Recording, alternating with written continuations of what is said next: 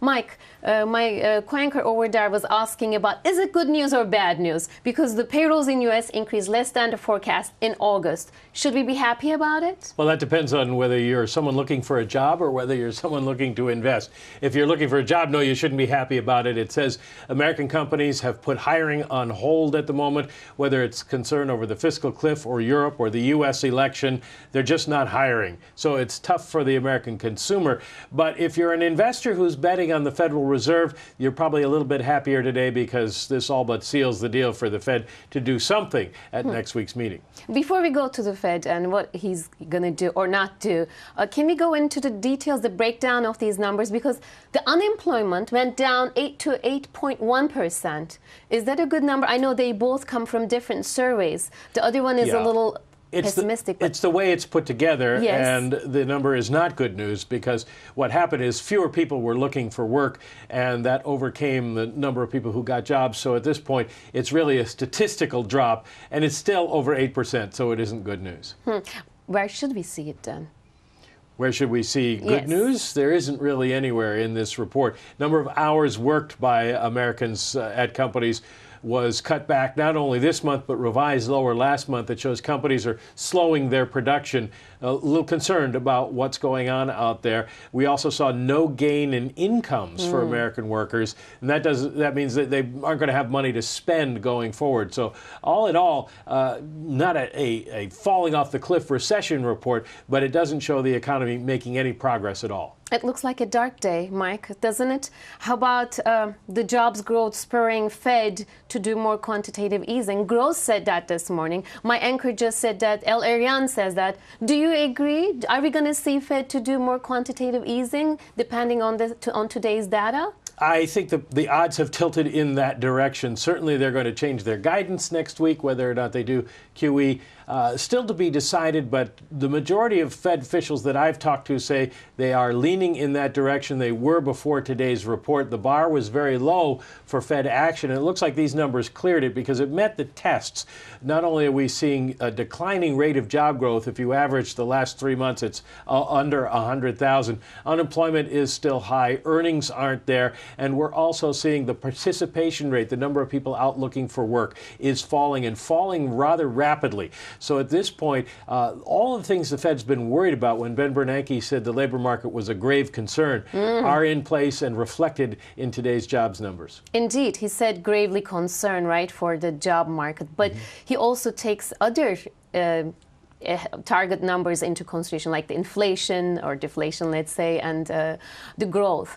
Are we there yet? And if yes, when would we see this quantitative easing? Well, at this point, growth is running at 2% or less, and that is not what the Fed wants to see. We're running in place. It's not fast enough to generate jobs. They're not worried about inflation at this point. Inflation expectations still firmly anchored just above 2%, which is pretty much their target. So it's not a question of inflation or deflation right now for them. It's the employment part of their mandate. And when, they're probably going to announce it next Thursday when they finish their meeting, because the next meeting after that is October 24th. It's right before the election. That might be a little too close to the vote for them to be comfortable with doing it, even though they would act if they had to. So I would think that if they're going to do something, it's going to be now. September 12th, you mean, during the FOMC meeting? Well, September 13th. It's a 2-day meeting now. Yes. And so September 13th is the day they will announce it. They will announce it. If they announce, what does the market tell us? What are the expectations in terms of the magnitude? How much and in what form would we expect this quantitative Well, those are the easing? open questions. They bought treasuries and mortgage securities. That's about all they can buy. They can also buy agency securities, but they're limited by law. They can't buy equities, things like that, as some other central banks can. So they would probably buy some treasuries, although they've bought an awful lot, and they've been using Operation Twist to lengthen the maturity of their portfolio, get rid of some of the shorter end securities. They're probably going to buy mortgage bonds to try to bring down the mortgage rate a little bit more, stimulate housing, one sector of the economy that's shown a little bit of life to it.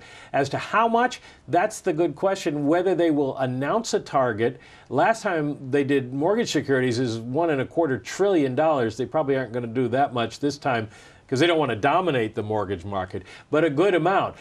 They may, though, not want to tell you how much because they may want to keep it an open question and just keep buying as long as they feel it's necessary.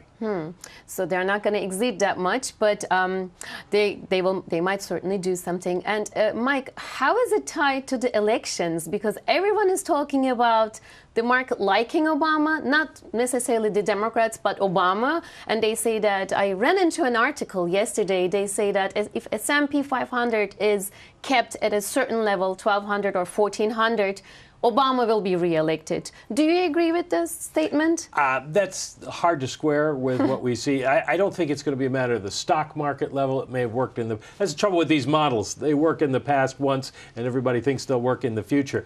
Right now, Obama is more popular than Romney, more liked than Romney. He has the advantages of being the incumbent president, but he's also carrying on his back a very bad economy. And today's numbers don't help. And so it's going to make the Republican candidate, Mitt Romney, have an easier task going out there and criticizing the president for his economic performance.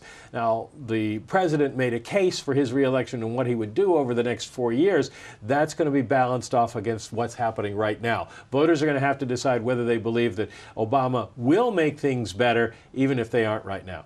Last night, Obama gave a really strong speech, right? And we all listened to it, and it was all around the economy.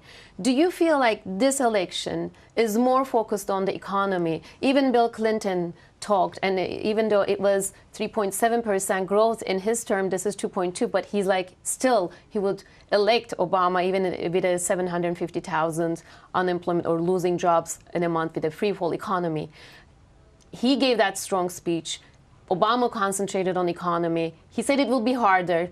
Do you think that Mitt Romney and Obama are not head-to-head? Do you think Obama has a much more advantage now with the speeches, with Bill Clinton's support, and taking economy as the core of this election? No, because Americans don't pay that much attention to the political conventions. As many people watched American football on Wednesday night as watched Bill Clinton. So they don't really begin to focus until after Labor Day. They're starting to look at it, but it's really once the debates start in October.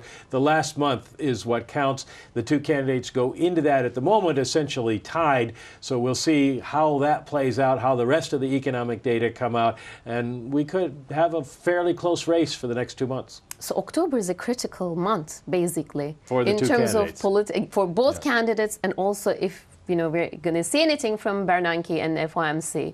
This is very important for the U.S. and of course for the global economy too. Hence, last question: how about the ECB? The whole week we went up and down with ECB, with Draghi's planned OMT program. Is it short-term or is it long-term? How is it viewed from the market's point of view? Well, right now it's viewed as good news. There are a number of different opportunities, ways to play the different bonds that are being bought and sold.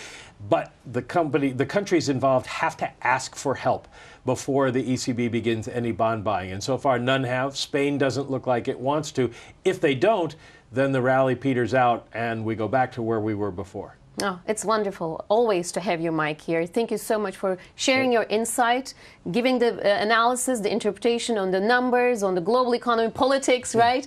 We have lots to see, I guess, in the coming weeks. Thank you. Indeed.